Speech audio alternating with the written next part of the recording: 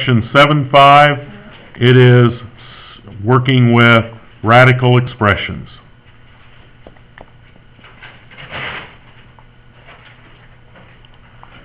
Now, just like I said before, you are in an Algebra 2 or in a higher level math class. There may be more than one way to do the same problem. Does that make sense? So, some of you go, well, I can do it. Yes, you may be able to do it that way, but don't invent something that isn't mathematically correct or sound. The first thing we are going to deal with is the product property of radicals. And we have dealt with this before, where if I had, say, the third root of a squared times b to the fourth, I can take and separate these two multiplications into separate radicals. I could do that, meaning I could write it as the cube root of a squared times the cube root of b to the fourth, where this index stays the same for both radicals, and then I separated these two because they are multiplication into two different radicals. Does that make sense? That is a pretty simple, straightforward way. I just got done showing the other class. The general rule for that is this.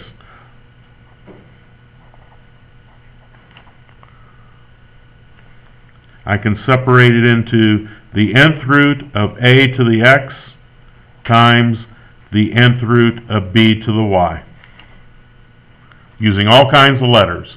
But I gave you a little more of a concrete example by using numbers. Well, using the idea that I just got done doing with this, can I simplify anything that I just wrote up there? And you should be able to answer that if you had done the assignment. Yeah, right here, b to the fourth. Won't this index go into this exponent? Can't do it here because it leaves me with a fraction, doesn't it?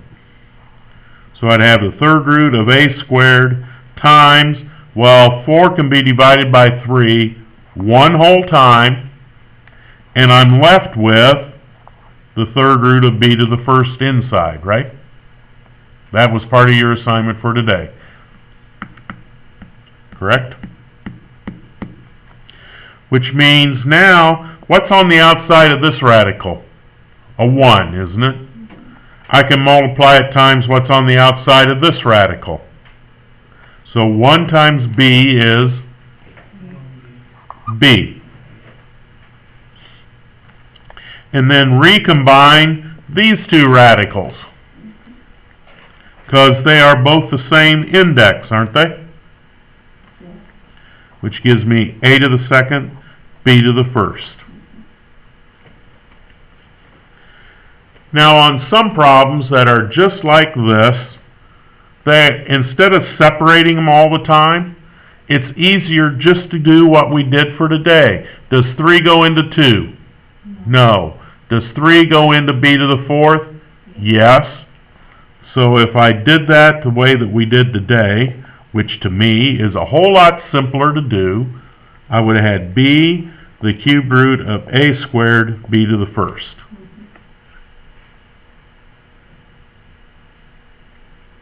So there's two different ways of doing the same problem right there. Right? Okay.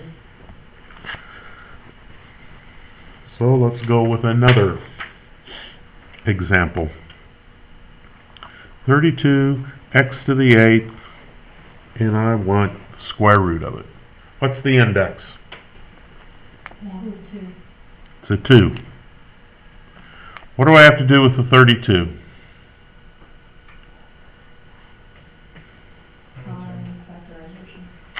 Prime factorization. Okay? What's prime factorization of 32?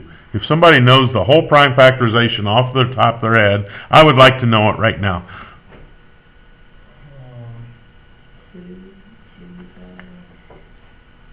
2 to the 5th? 2 times 2 is 4, times 2 is 8, times 2 is 16, times another 2 is 32. So it's 2 to the 5th, using my finger math. X to the 8. How did we simplify that for today? 2 on the outside, we got 2 inside, 2 to the first, and then X to the 8, it was going up 4 times, so you got X to the 4 on the outside of this. Okay, how many times will 2 go into 5? Isn't it twice? Right. Okay. You were doing the right thing, except you just I did not hear a 2 for this exponent. So I'd have 2 to the second. Can I simplify anything else? Sure I can. What's 2 to the second? 4. X to the 4th, the square root of 2.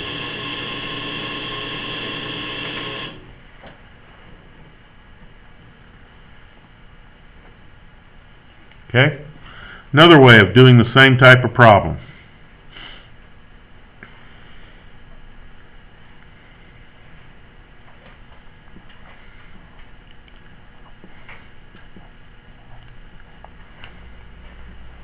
There are so many different ways of doing this that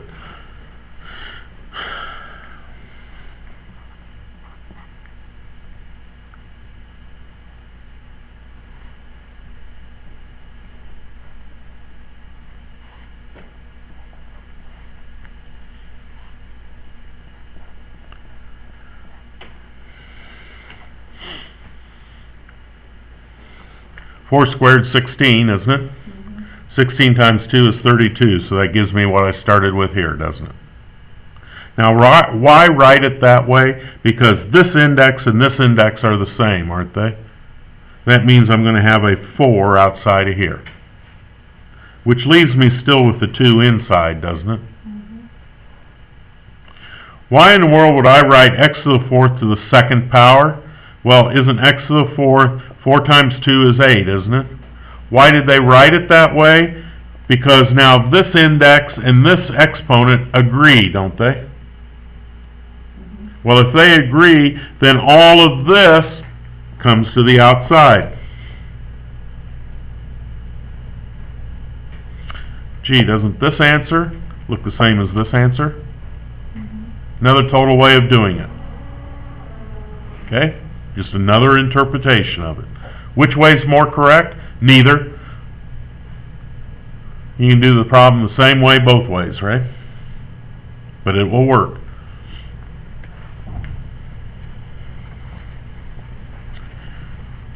Okay, we'll look at the next type of problem here. We have the 4th root of 16, a to the 24th, b to the 13th. To me, I want to keep it as simple as possible. Is there a 4th root to 16? How can I find out? By doing prime factorization, right? Guaranteed way. 16 can be into what 2 factors? 4 and 4. Can 4 and 4 be broken down? 2, 2, 2, and 2. So I'd have 2 to the 4th, a to the 24th, b to the 13th. Now this becomes just like the problems that we had to do for today. And this is the way that I would do it. Instead of breaking these all off into 3 different radicals, take this power divided by this index gives you what? So I have a 2 on the outside of the radical, right? Okay, can I take 24 and divide it by this index? And I heard Caitlin say a to the 6th. Is there anything left yet? Nope. Can I take this exponent divided by that index. You go in there 3 times, so you have b to the third, then on the side of that b to the first. With a b left over with an index of 4.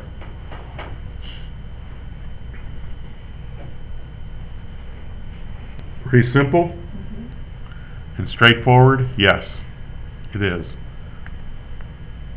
Okay? This is what you did for today on that page 433 and 434. I like this way. I like it straightforward and pretty simple. You don't have to worry about writing radicals all over the place. And now we'll get into something a little bit more difficult. We are going to take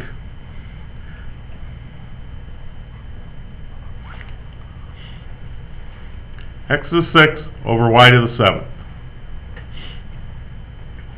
This is called the quotient property. Probably to simplify this, I would write this one as 2 different radicals. The 2 radicals would be the same index, but write one in the numerator and one in the denominator.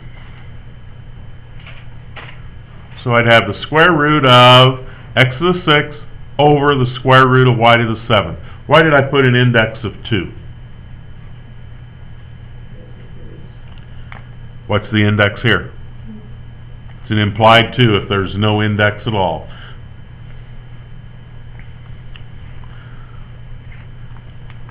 Working with the numerator, can it be simplified? Okay? Because this 6 can be divided by this 2. Can the denominator be simplified? Y to the 3rd with a y left over, correct? 7 divided by 2 is 3 with 1 left over. Okay, things look fine and dandy, don't they? But it's not simplified. What is wrong with this problem right now? Oh. Can't have a square root. Cannot have a square root or a radical in the denominator, right? Do you agree? Can't do it. So this kind of goes back to the product property and rationalization.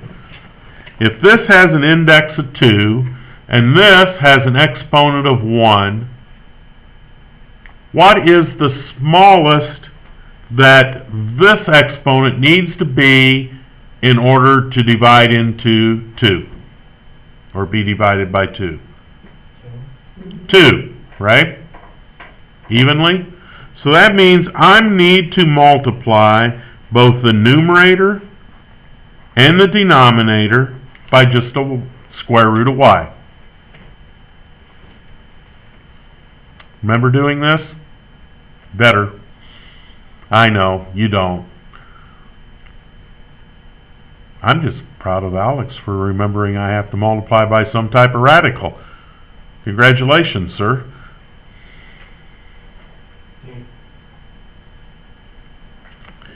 So in the numerator right now,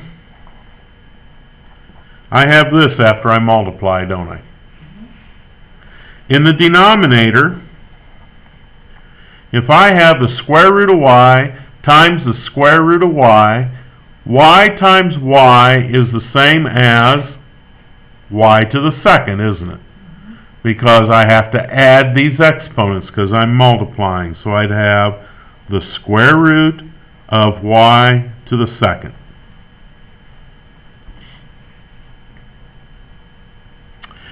Can I simplify this radical?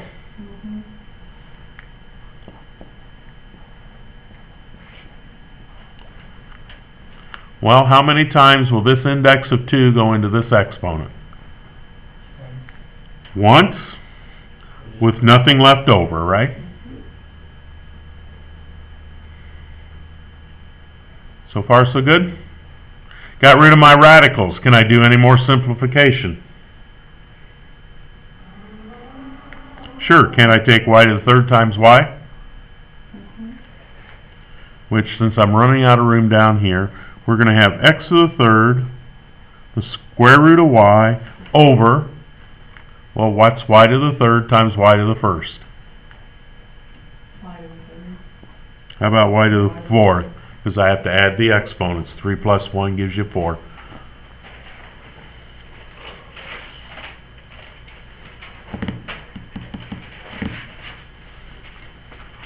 Okay? Kinker time.